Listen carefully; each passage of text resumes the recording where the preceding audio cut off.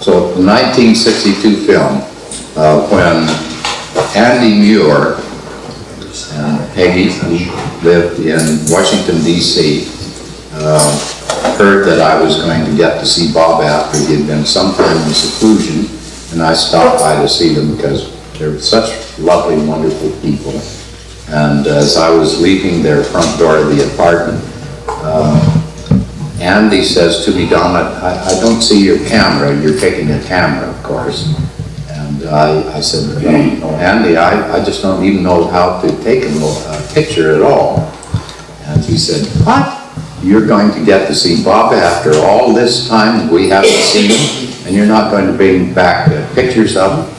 And so then, with my usual astute quality, I was trying to think of something that would pacify him, but still make good esoteric sense. So I said, Andy, I've always felt that if you love somebody, if their picture is not engraved on your heart, it doesn't do any good to have them around in the living room. And I thought this was beautiful myself, Sonia. I was expecting him to, give me a good embrace for such a beautiful statement. Instead, he gets mad. Can you imagine? He said, Don, if you don't take a camera with you, I will never speak to you again. Now, if you knew Andy Muir, you know that this is something so completely out of character that it had to be a major crisis in life. So I took it seriously immediately. And I said, Andy, I'm sorry that I'm so faulty, but I don't know what to do because I don't own the camera. I don't even know which button to push. So, poor Andy. Anyway, so he said, well, Don, I've got a little Brownie 8 camera. He could have been talking about the man in the moon, because I didn't know what a Brownie 8 was. I thought the brownies were little cookies with chocolate, and how you get 8 of them in one box, I wasn't sure because they're big and gooey. So I said, well, Andy, I don't know what a Brownie 8 is. He says, I'll bring mine and you take it with you. He said that, we'll work on Bob. But actually, for some time, Bob had been very photographic, motion picture, and anti-phobic. And so Monty was not too optimistic, but Baba stood still for it. And I took these little Brownie 8s, and even I could see they weren't too bad, I didn't jerk as I was doing the panning, and he said count to 8 at least for every scene before, and a few of these things like that. When I saw how people reacted to these, it was so beautiful. The reactions and even the photos, the films were nice. So ever after that, meaning the next couple of times, I borrowed Andy's Brownie 8 and took it to India with me. So then when I came in 1960, Bonnie greeted me again around Harris's shack and said, Don, we noticed that when you come with the Brownie 8, that Baba allows you to take pictures of him, motion pictures. And he hasn't allowed us to do that for a long time. So Mara and I decided that the next time that you came, we would ask him to do a very, very special small series of motion pictures. Things we really think that Baba lovers for posterity should enjoy. Meanwhile, because I was getting a little embarrassed about using an 8mm, and my friend said, Don, that's not even beginning. You at least ought to get a 16mm camera. So from my Belgian petroleum friend, who was a good crude oil customer, you see how high finance fits into the Avatar's way of going about things. I had bought his second-hand camera from him, where you put in a cassette into the thing, you don't have to wind reels and so on. So it was great.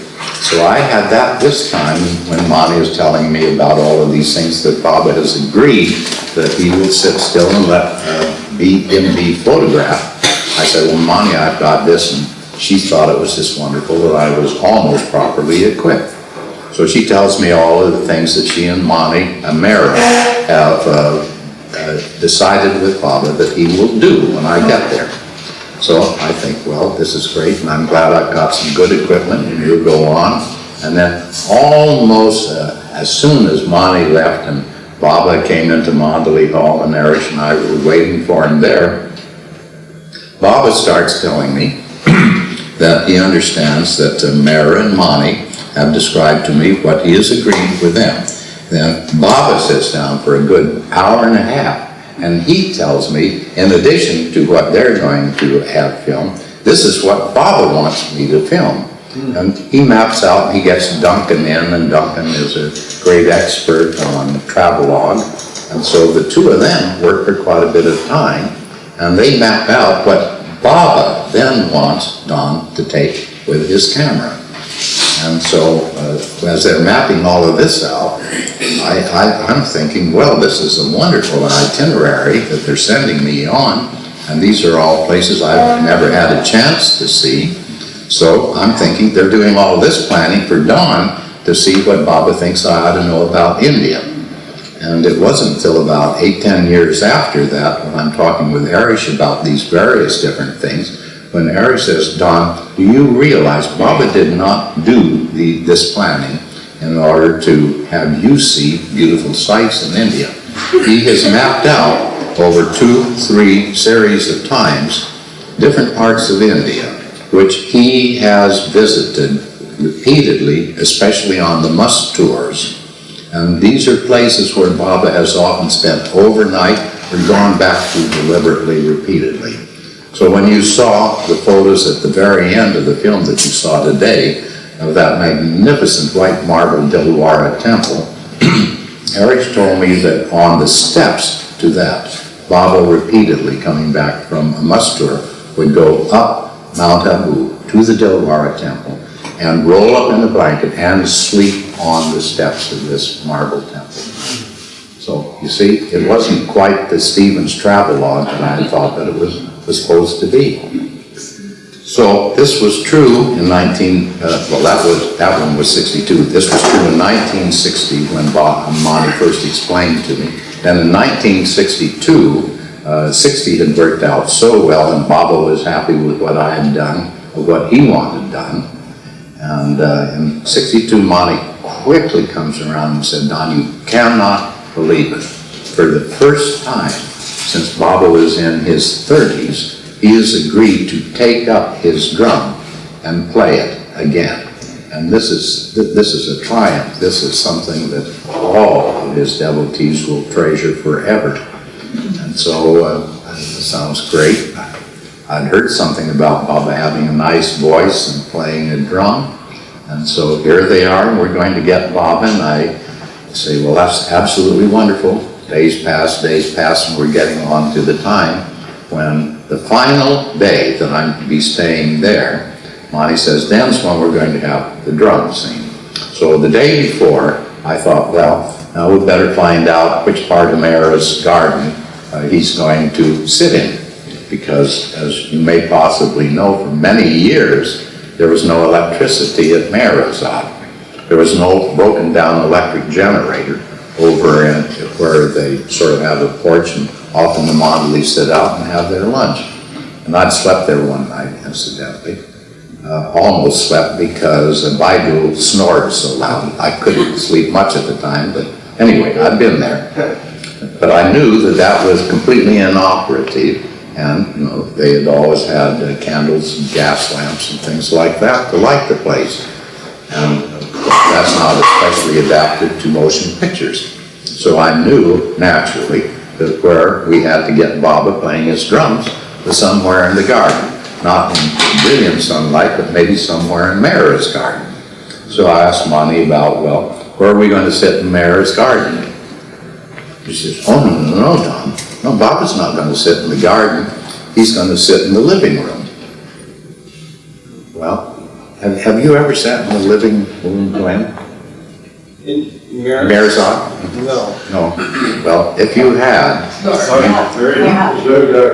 It's dark. Oh, well, that's a one-word description, but I'm going to give at least 10 minutes to this one.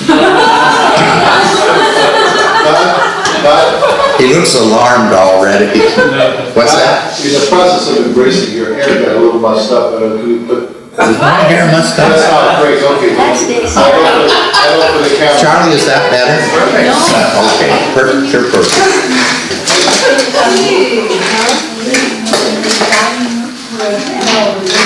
No, the living room is the living room, and it's just in back of this overhang over the porch where Mayor would sit, and the ladies would sit and receive people. And you know, under this overhang, there's a great big picture window. But there is the overhang, and over the overhang, there's this enormous tree that overhangs about half of Mayor's garden. So as soon as Bonnie says he's going to sit in the living room, I think, my heavenly days, I'm getting better. Over on the other side, there is one window that goes out to the sunny side of Mayor's garden, but it's yay by yay. It's about a half a meter thick, the wall there, and no light comes through there. And there's that one window when Nathan looked out and so forth. Oh, that's over in the bedroom. We're in the living room. You got too many windows in here. She's trying to make it easier for Bob. You know that the tea, where the women were like, well, we had tea. Yeah. That room has not been visited by men. However, I saw it. have you been in that tea room? Yeah. Have you? But as a group. This is a slight exception. But I'm just saying, this is some information which I. Baba didn't have that information. And And he didn't choose the tea room, Adele. he chose the living room. Anyway, she said Bob is going to sit in the living room. And so when I heard that, I immediately cased the joint in my eye. He said, but Monty, there's no light there. And Monty was not quite as adept at photography, especially by filming, as she became later on. She said, no light, Don. But, well, that's where Baba says we're going to film him. She said, he's going to sit on the couch. He's going to have a little table over here with a gramophone on it and play a music, which is a Hafiz poem, and he is going to accompany it on the drum. And Baba wants you to sit in front of him. You're to squat on the floor with your legs crossed, with your feet touching his toes. Well, this sounds great, but you know, photographically, it ain't great. Here I am, and Baba's tummy, then in that case, is about 18 inches from me, and my camera is about 12 inches from his stomach. And, you know, I'll get some wonderful views of his stomach, but that wasn't what I think Monty was aiming at. And the drum's way over here, so there are a couple of photographic problems to be worked out here. So I said, Monty, this looks complicated. And she says, well, Don, take your light meter. That was back in the days when cameras were just beginning to have light meters built in. And so my second-hand camera, of course, it was nowhere near that big. And so I had a separate little one. So I take my light meter in, and I opened it up in the living room, and the needle, which is on 0, remains on 0. And it doesn't even wiggle on 0. So there's just no light. So I come back out, and I'm not trying to solve other problems, the Baba's tummy and a few things like that. So I tell Monty, and she's waiting for me to come out, and I say, Monty, it's so-and-so. And she says, well, Don, I tell you what, I'll go back and talk with Mayor, and if Baba will allow, we'll tell him about the problem and see what we can do about it. So Monty disappears. 5 minutes goes by, 10 minutes, 20 minutes, 30 minutes, 40 minutes, and I decided, well, I guess the filming project must be off. So I was sleeping in the blue bus at that time, so I thought, well, I'll go back and relax for a few minutes in the blue bus until Baba comes around and we can have our usual session on editing. Finally, just as I'm about to leave Erish's shack, Monty comes back around the corner walking rather slowly and looking rather crestfallen. She says, well, Don, we talked for a long time with Baba, but he is adamant. I think that was the exact word that she used. That meant he wasn't budging. So she says, Baba says, no, he's going to do it in the living room. You're to sit where I explained to you. We will do it there. And she said, Don, all I can tell you is that this is an incredible opportunity to have unique films of Baba doing something that nobody has ever seen. And even if we just get a silhouette or something of that sort, we must do it. We must try to have this work out.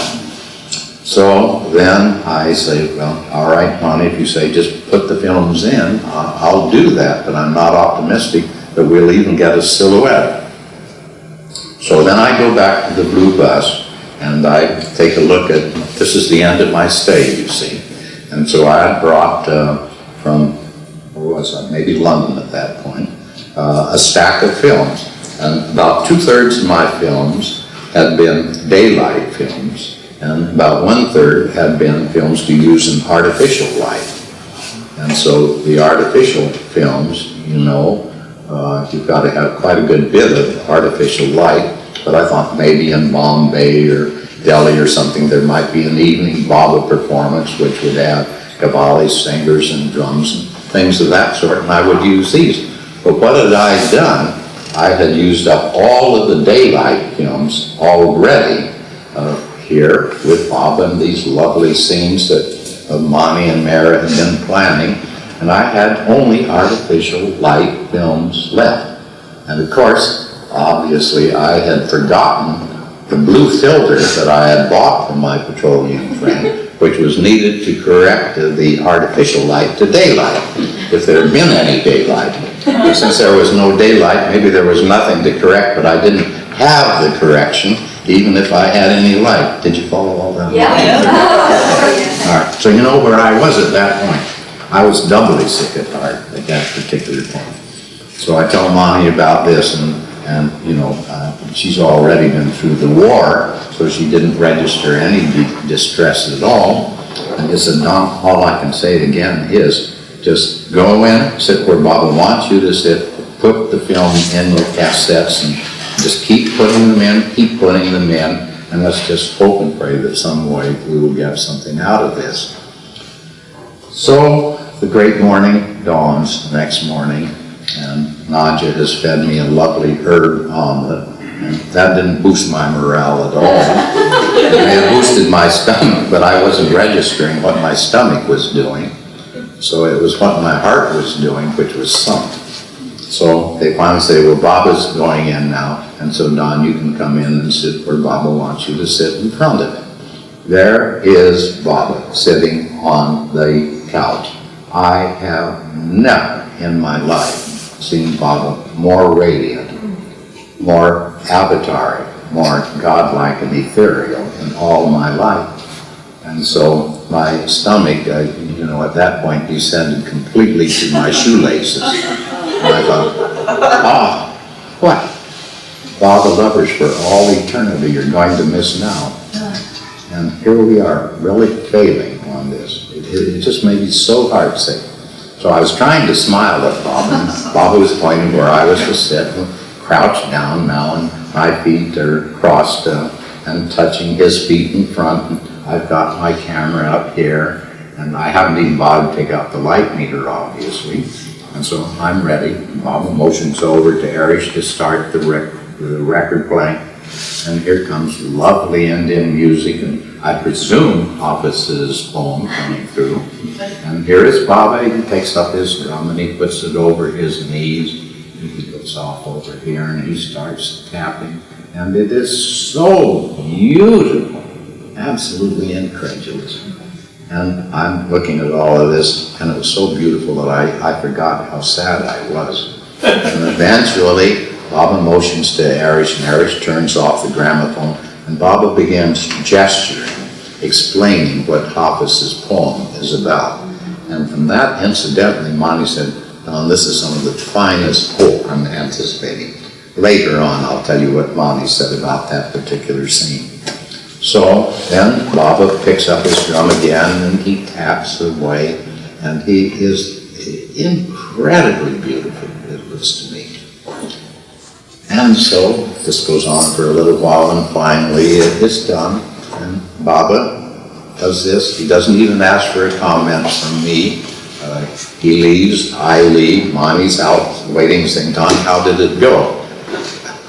You know, there's nothing optimistic I could say to Mani. All I could say is, Mani, I've never seen Baba look more beautiful. they were incredibly beautiful and natural scenes of Baba. And so she said, well, Don, you'll be going tomorrow, so take them direct to Codec and ask them, of course, for special treatment. Explain to them the light problems, and certainly they will know how to adjust the developing baths, so we will get Baba somewhere or another. We just must have Baba. So these are my parting words with Monty after a few other things go on.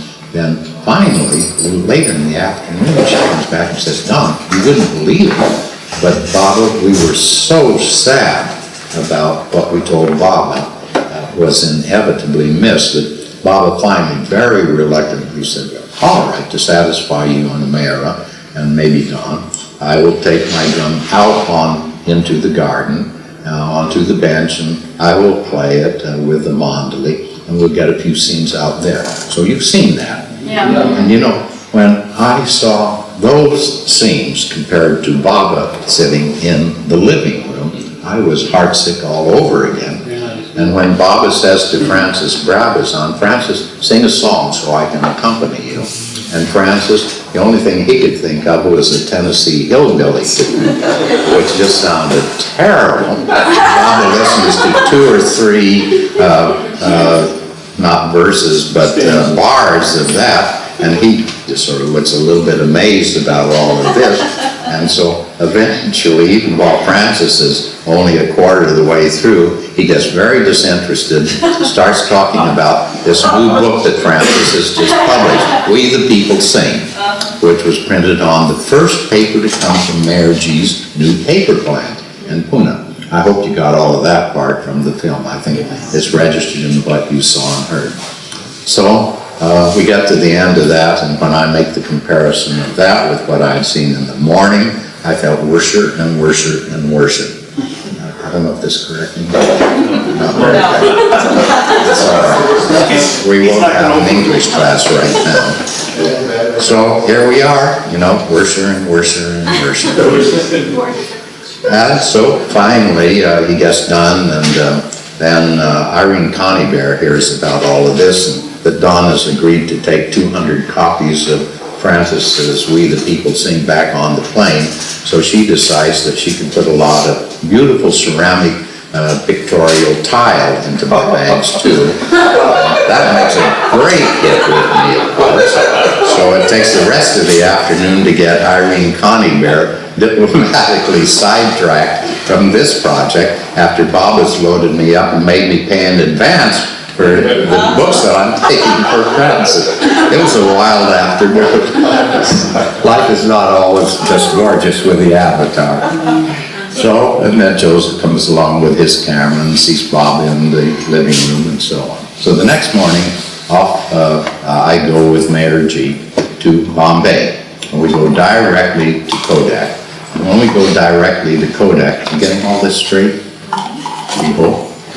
We go to Codec, and of course Mayor G is a very fine, rather imposing English businessman. He asks to see the manager. The manager duly comes out. Mayor G explains to the manager that we have these incredibly important films that are to be taken, that have been taken. He didn't use the word avatar, but of a very important personage. And of course, they're going to have special treatment by Codec. So the manager listens to all of this impassively. I think he's been through this once or twice before. He has that appearance on his face. And so he listens to all of this, and then he says, well, Mr. Karkaria, I probably must explain to you that our bath operates at one time sequence with one temperature with a certain set of chemicals. And there's no way that we can change the sequence. But we'll be very careful that nothing happens while your films are going through this and come back tomorrow morning. So that was that. We come back tomorrow morning, and Mayor G has got some photographic friends who've got a fine photographic shop with, you know, editing material and viewers and things like that. And so quickly he shows me that, and I'm used to the little cranking thing. Put it in, and you crank it around, and it shows a little window over here. And I put number 1, there's number 1, 2, and 3 cassettes that they have process for me. Number one goes in, and I start taking a look at the window, and I'm sure that the window is going to be blank, black, nothing. So I'm looking, and I go through the perforations. There is Bob in all his glory. I could not believe it. Absolutely incredible. It looked as if all of the Hollywood lighting experts had been hanging out in the front room, you know, for a week, figuring angles and wattages and whatever they figure in. And, you know, I don't think anybody could have figured out better lighting than was there. And of course, it was not blue. The lack of a blue filter hadn't done anything. Instead of Don getting sequential pictures of different sides of Baba's stomach, you know, and here's Bob in all his glory, not the drum at the same time, but just a little motion, here's the drum, and I focus on his feet, and, you know, I do everything properly, even though I couldn't possibly do it at that distance. But there they are, and they're absolutely superb. So, years later, when I was showing these at Myrtle Beach, and Elizabeth was looking at them, and we were comparing notes afterwards, and I said, Elizabeth, you know, Baba always says that he does not perform miracles, but I think this was a miracle. You know what Elizabeth said to me? She said, Don, we do not call these miracles, we call these happenings. So my grammar was corrected, you see? Isn't she a gorgeous person? Dear Elizabeth. I would love to have gotten a picture of Elizabeth with knitting needles. You know, she has this quality to her. A good, simple, old-fashioned lady knitting a sweater for Baba. So that was the first one that I wanted to tell you personally. The second one I wanted to tell you, you may have noticed that somewhere in the same coming back, Baba had sent me up earlier with Duncan to see MeherBabaLibrary, Sitara, and Arthur's Seat, which Baba used to use for picnics once in a while with the Lady Mondling. So all of this had been going on, and then Duncan had orders to take Don on the trip back somewhere where Don could pick up a little bit of sort of local scenery that might be interesting for Don. All of this at that time, I was wondering why I was having to photograph old broken down houses that were beginning to fall apart. Some of the things that you saw in that particular film, I didn't know why Baba wanted me to do it at that point, because Arish hadn't explained to me what really this represented to Baba. So Baba had said, well, Duncan, what do you think might be interesting or charming for Don to see? And well, Duncan said, well, after MeherBabaLibrary and Sitara, we come back by a canyon, and I've noticed several times in passing by on the road there that there would be a troop of monkeys swinging through the trees, and that's charming. It might be interesting to Don and other people who see the film. So if you want, I'll try to find them for Don. And so Baba says, no, but careful, Duncan, because in that canyon, almost certainly, there is a type of poisonous vine which has sort of prickles on the vine itself. And as you know, if somebody touches those, it is very difficult to eradicate the poison that gets into the skin. It's a very, very difficult type of thing to counteract. So Duncan said, oh yes, Baba, I know what they look like. I'll be very careful Don doesn't get near any of them. So as we're coming back on down from Arthur's Seat and all of those things, and the cave that Baba was in seclusion at Panchkani, you see, sort of in a jungle scene, 2 or 3 little stones. Actually, they're gravestones. And then in back of them, I catch 2 or 3 woodsmith workers. And I don't explain much of it there because it's such a long, long story. So after I get those on the camera, Duncan says, now we'll see if we can find that troop of monkeys that I've seen so often here. We go a little way here, a little way there, no monkeys. Duncan says, well, they're probably a little further along. He says, Don, now be careful. We must not get separated, because Bob is right. In this canyon, there are some of those poison vines. And so if by any chance, and he said it shouldn't happen, I'll be careful, but if by any chance we get separated, stop, don't move, and shout for me, and I'll come, and just be sure that inadvertently you don't get close to any of these poison vines. So that sounds great, and I've got my instruction orders, and Duncan's got his from Baba, so I'm quite sure that everything will go exactly as it should. So I move a few steps, and I'm looking here, and Duncan is doing this and that, and I don't know, within about 30 seconds, I look around, Duncan isn't there. He's disappeared. Of course, you don't see this in the film, because I'm not filming. So this is what I wanted to tell you about. As I look around and find Duncan isn't there, even though I'm on sort of a little path at that point, and nothing dangerous looking, I remember his warning. So I say, Duncan! No answer. So then I shout, Duncan! Did you get that, or did we blow it off? So, no reply. And so I start to move along, and I say, well, maybe he went over to that other little path up there. So I go down and start going up, and all of a sudden, I can't move my left leg. I look down to see what's, because I haven't stepped in a hole or anything of the sort. As I look down, I see a vine wrapped around the leg with a tendril pointing, the head of it pointing over there. So I said, uh-oh, this is what Baba was concerned about. This must be the poison vine. I look at the stem part of the vine, and there are these long spines, about so long, all the way along it. And I shout again 2-3 times, Duncan, and absolutely no response. So I finally said, well, I've got no choice. I'm not going to stay here and turn into a skeleton. So some way, I've got to, I've seen so many of these horror movies, you come back 200 years later.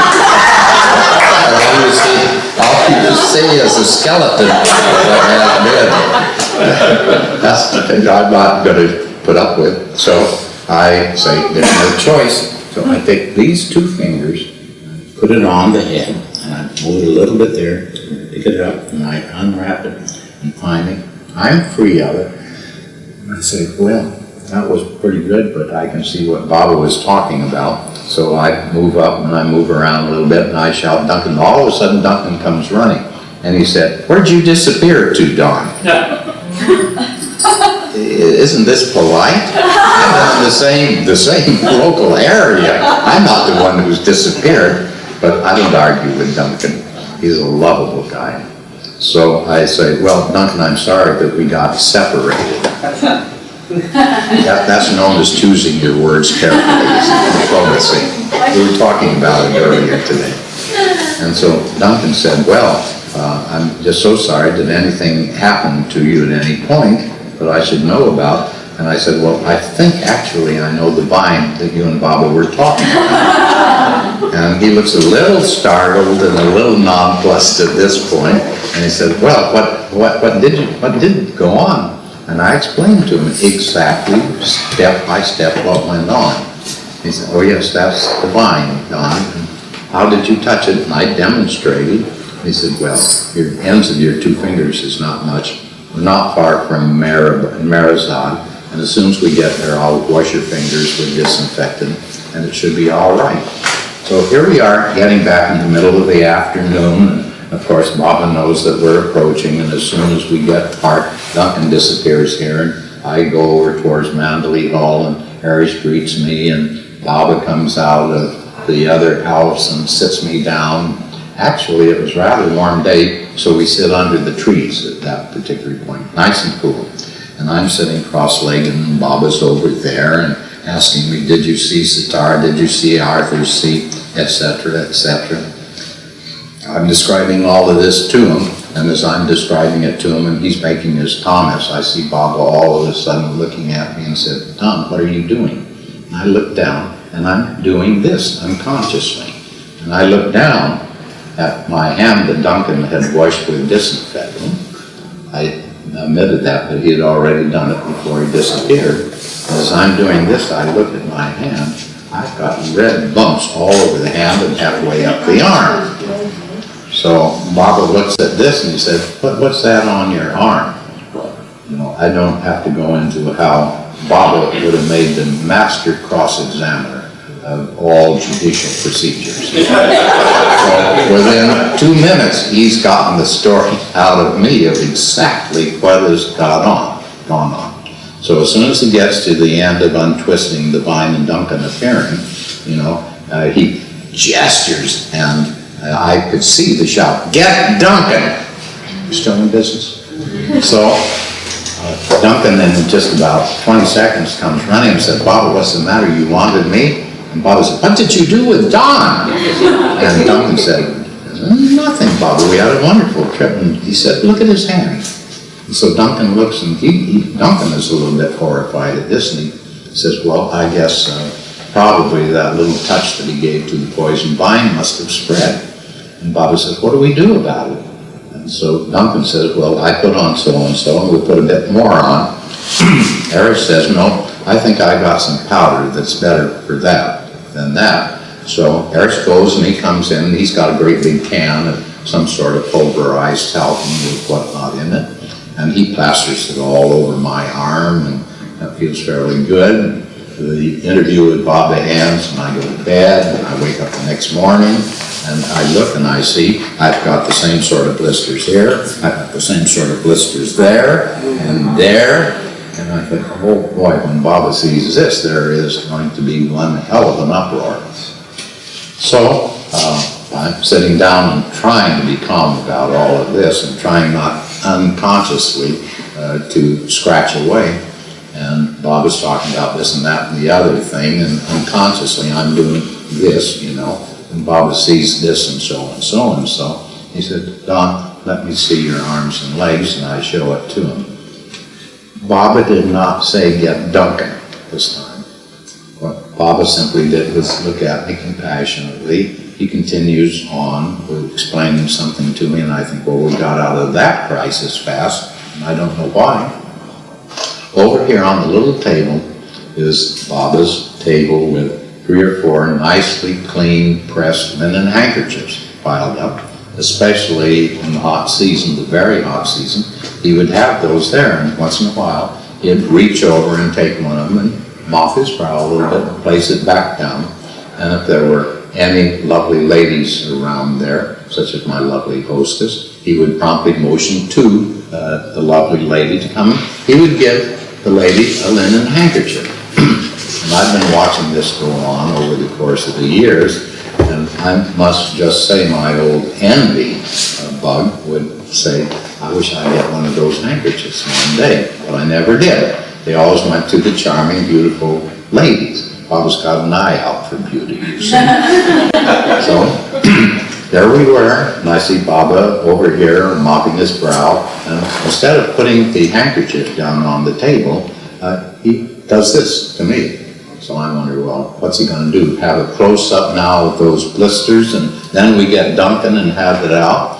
But no, when I get up there, Baba reaches out the handkerchief to me, and I take it between my hands like this, and I bow and scrape back to my seat. I don't normally do things like this, Ed, but on that occasion I really did. And I sat down facing Baba with this between my hands, and then put it in my nylon sport shirt that I just bought in Tokyo a few days ago. This goes way back to the late 1950s, you see, when nylon was just really coming in. They'd made very strong ones. So at any rate, I put it in there, and then I sit down and I listen to Baba, and Baba talks with me and talks with Arius, and things go along, and things go on 15, 20 minutes, and all of a sudden I think, what about my itching? So I look at my hands and my legs surreptitiously, and even this hand, are only a few little red blisters left. None over here, but I can see in my legs, no blisters at all there. And so I just concluded, well, Baba wanted to tell me something, and he did what was necessary. If that was necessary, he did it. And to heck with everything else, you see. So I had that handkerchief in that pocket. And 2 months ago, when I was in Hyderabad telling this story for the first time to the Hyderabad MeherBaba's group, as I did this to my chest, I said to them, that feels familiar. I was wearing the same sport shirt that I put the handkerchief in at that point. Anyway, the blisters were gone the next morning. You still have the Put us down. I still have that sport shirt. Yeah, it's unwear-outable. And the handkerchief, yes, I keep it, you know. Oh, there's a tiny little addition to the story I got to tell you about there. And I love that so much that I always had it with me in a pocket in my shirt all the rest of the summer. And gradually, of course, it got a little bit mussed up, and occasionally my fingers maybe weren't quite as clean as they should be. And so finally, I decided I'd better wash this and iron it again and put it away carefully. So I washed it and I ironed it. And then after I was about to put it away, I said, I wonder if I washed Baba's sweat out of it when I did that. Have I unsanctified this handkerchief? And it bothered me so much that the next time I saw Baba, I said, Baba, did I wash you out of that handkerchief when I did that? He looked at me sort of disgusted and changed the subject. So this is what I wanted to tell you personally about that particular film. So now shall we go on with important things? Yes, yes. No? I think now we go on with business as usual. We were talking about Manonage and, let's say, the impediment that logic and words and philosophy could be. And Baba, I remember in the latter part, actually he had gone back to Europe, and we got a circular about the Manonage, the destruction of the mind period, and the fiery free life and some of those things. So I think more or less more recently, people have become very, very much interested in the whole subject of Manonage, which is literally the annihilation of the mind. And so people have been very much talking about Baba saying that the mind must be destroyed.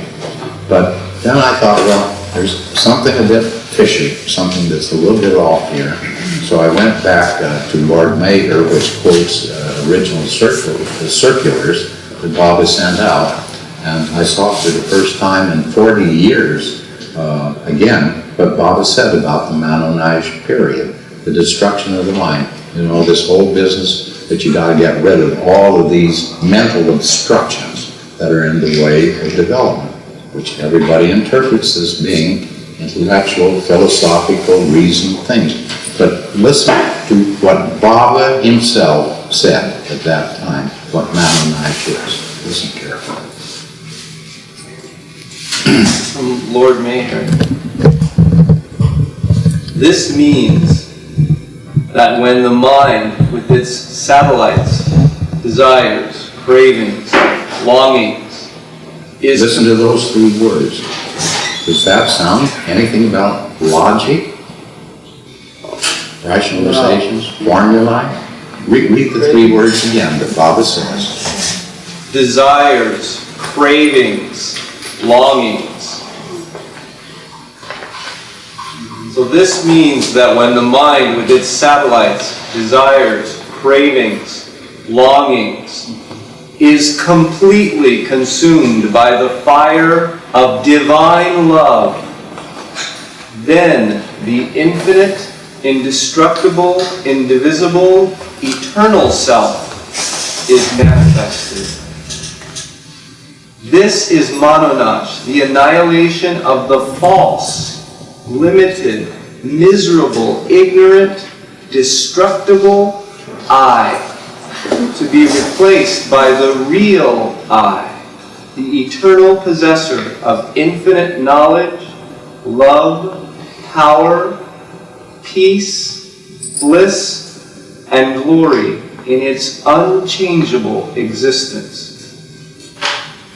Do you hear anything in there about reason, head, logic, or anything of the sort? Does it take you back possibly to what Baba told us so long ago about where samskaras are stored in the mind body? So this apparently is the destruction of mind that has to occur. And Baba is so clear here about it. So this, I think, should put, let's say, a somewhat different cast on our assumptions as to what is being destroyed at that particular point. I thought Baba said that some scars are stored in the mental body. Isn't that sort of different from the mind? Well, the destruction of the mind, the mental body, to me, the mind, its mechanism, to me, is the mental body. I don't know where else the mind is. But anyway, when he talks about the destruction of the mind, he is certainly talking about what he says samskaras are. So to me, this is the important point that is involved here. And this he has always said, that before we can realize the truth, all samskaras must be removed. That is the obstruction that is working there. So when he's talking about the Mano-Nice period, he is simply repeating what he said in the discourses, that all of human incarnations are involved not with any change in the level of consciousness, but the destruction, the elimination of what is obscuring consciousness, or being the truth, which is God. So again, I just think we need to go back to some of our original sources of Baba to be sure what he is saying to us at different points. In this magazine called Avatar from Hyderabad, I believe, that I found in the lobby, there's an article by the Sadhguru Meher something, where he says basically, if you read Baba's meditation on reading, God speaks that breaks down the habitual patterns of thinking. And that will give us illumination. So, to comment on, or is that like Mano-Nice, or is that guided by Sadhguru? Well, that gets into a very complex stage of village politics. And sometimes village politics can get very complicated and touchy. Whoever sending the Sadhguru, you know what I mean? Let us put it this way. This is an individual who has done an enormous amount of very good constructive work in bringing people to Baba, in translating, and so on. He also, for better or for worse, has called himself a perfected, enlightened individual, which some of the old-timers and some of the new-timers feel is a very great mistake, and they feel that he has simply, let's say, vaunted his own ego in the process. You can take your selection of what parts of that you would like to concentrate on. But at any rate, I know several of his devout followers, and they're several of, I would say, some of the most valuable Baba followers I've ever been around. I've never met this individual myself, and I've suggested to the people who are doing the Telugu translation project that they take his translations and look at them very carefully for their possible utility in the translation project into Telugu. That's all I can tell you. This is my contact. Who's this person? You tell the name again. Do you remember it? I'm paraphrasing, but it's Sadhguru Meher Chaitanya. This is approximately the name as I remember it. He obtained from the Sufis, just to give you a little bit more of the public record, he obtained from the Sufis the right to translate into Telugu, God Speaks. When he put out the edition of it, he had substituted his own photograph for Baba's photograph. And that raised an eyebrow here or there. Excuse me for reserving that punchline. I don't intend it as an incrimination. I just tell you another part of the public record historically. So we have a few complications now and then here. Yes, Adele? You know how Baba did issue warning, preparing us for all of these people who are in deluded states, or ultimately they're high states, but they're still deluded. I think that warning thing should be reprinted. So Baba tells us there's going to be a proliferation of that sort of thing. Well, that's probably a good idea. Now, there's one other thing that I would like our good pillar today to read out to you, because this was so directly and very, very intimately involved in that first trial balloon in London of the first seminar on MeherBaba's Word and the three bridges. So this happened as I was after my lunchtime the day before the Saturday when they were to start out. And it's very, very rare that any sort of even a simple intuition comes to me in the middle of the working day. So as this started rolling out, I was surprised first of all, and then as we get on down into the course of it, there were two or three things that it led into that were just absolutely so incredible to me. But I couldn't believe what I was sort of hearing in the back of my mind. So this was an extremely important creative intuition, and I would like you to listen to it, and then I want to tell you what happened as the intuition itself wound down. Because it, to me, was an earth-shaking experience, one of the greatest of my life. So, Mr. Pillar, would you read that one through? It's a fairly longish one, and you've got to go through a few mathematics with me, because that's the way as you well know, my intuitions sometimes get wound up. And then we get into the part that it excites me every time I think about it. Time, 13:25, Friday, 2nd May 2003. Saturday being the start of the seminar. Place, Stevens Intuition Command Center. I must have had this, I forgot about that. That's just the way I wrote it down. I haven't read that part since. This is one of the original printouts and it got expurgated in London. This is to report the activity on the London Intuition Front during the last hour. I was returning things to the kitchen front after a lunch of salad, cheese, and wine, followed by coffee. But all This is an intuition, by the way. They can be very down to earth sometimes. But all this transpired as I started to put the remaining stale end of the whole wheat bread into the wrapper with the new loaf just brought home from Safeway's. Not intended as propaganda. I enjoy my bread at lunch with the salad and the cheese, but as I eat, perhaps 3 slices at most each day, one loaf lasts several days, and the end left after 3 or 4 days is always rather hard. I'm not trying to be amusing, it's just factual. This is a real build-up to the real story.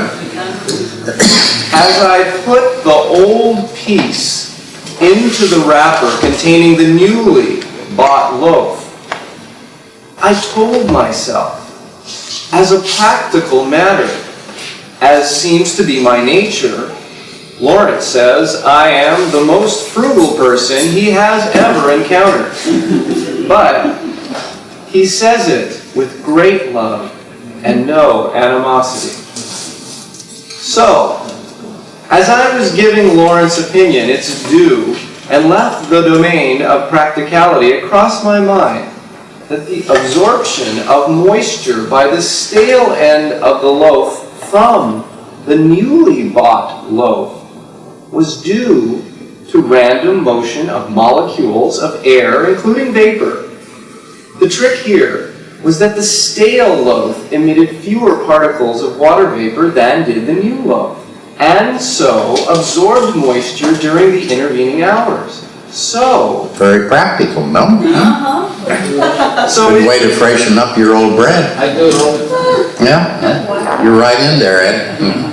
so it would become far more edible on Saturday, today, when Nora and Lauren are due to share lunch with me after the morning session on Baba's Word and the Three Bridges. Suddenly, it struck me that this principle of random motion is one of the greatest and least appreciated principles in creation, allowing the constant progress of drop souls through the process of duality and the manifesting of latent consciousness. This seems like a tremendous leap from converting stale bread into less stale bread, but as I sat with my coffee, I saw the beginning of the process that had leaped out at me as I put the old bread in the wrapper with the new bread. I think the key is that I feel deeply that as each drop soul issues from the Om point, it carries a responsibility for the manifesting of latent consciousness in a particular area of God's reality. Also, I am increasingly aware that there has to be a considerable amount of coding. Coding like code numbers. There has to be a considerable amount of coding that goes on between the drop soul and creation, in which the drop soul knows when it is near something that relates to the portion of God's reality with which it is charged. As creation is so enormous in extent, and the drop soul is enforced to operate within the bounds of this enormity of time and space, it would tax the laws of chance greatly if the drop soul had to wander about, searching endlessly for its area of responsibility. And here is where the principle of random motion comes in. The drop soul does not necessarily have to do all the moving, as random motion also provides new resources of environment constantly. And so, the problem of being in the right place at the right time is at least halved. Cut in half. Hence, random motion as a general principle is a great aid to the progress of the drop soul's ability to manifest latent consciousness. As I sat down with my coffee and was all but overcome by such a blockbuster intuition having occurred in the middle of the day, I was swept away then by another, Now listen to this. This is a toughie and it's important. which is so audacious and exciting that it brought tears to my eyes, at once by its beauty. Each time I recall it, and the wonder with which it swept me, I find tears return, and it may be necessary that I stop somewhere I about was going now. to read this out on the first day of the seminar, but when I was copying this onto my computer, I just busted out. I wept. I find tears return, and it may be necessary that I stop somewhere about now and put one arm over Noah's shoulder Nora, our Jungian psychologist. and over Lawrence before I will continue with the most desperately incredible thought that has ever swept over my consciousness. It is very simple. What if it is true that the latency of consciousness of God is really undermined. Undetermined. Undetermined. Let's reread that sentence. Father, forgive me. What if it is true that the latency of consciousness of God is really undetermined, and it is the infinite number of drop souls who truly and creatively fill in the spaces assigned to them in God's infinitude of consciousness of His own divinity? And what if it is the whim? Who You got is that word, the whim, that after the surging of the whim we forget about it and it's tossed into the ash can, but what if it wasn't? And what if it was, what if it is the whim, who is the Leonardo da Vinci of God's consciousness and responsible for getting all the dropped souls into the proper canvases and the right pieces of marble and palettes of color to create the mastery of God's infinite consciousness? What, in sum, if that consciousness is not latent in either major form nor detail, and all this is really being created as it is being experienced in the atelier of Atelier, the workshop. the atelier. Student. That word is ATE. Experience. Atelier. Workshop. The workshop. Let me reread that sentence. What, in sum, if that consciousness is not latent in either major form nor detail, and all this is really being created as it is being experienced in the atelier of creation. Atelier of creation. The studio of creation. Yes. That elevates us very much. Thank you. Then we have some idea of the enormous responsibility to the Father that is that of the Avatar who oversees all this staggering challenge to creativity within creation. As I finish this report to myself on this morning's intuition, I know that it is too big and too important to toss out as a finished or even really well-begun work. But I found it so moving that I wanted to contribute it to our sharing of the greatest value we have in our lives, which is the presence among us of the Avatar.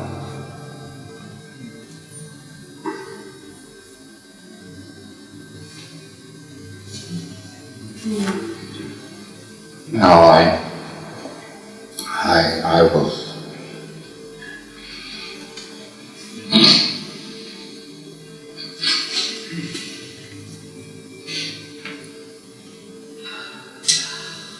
seems to be my emotional day, doesn't it?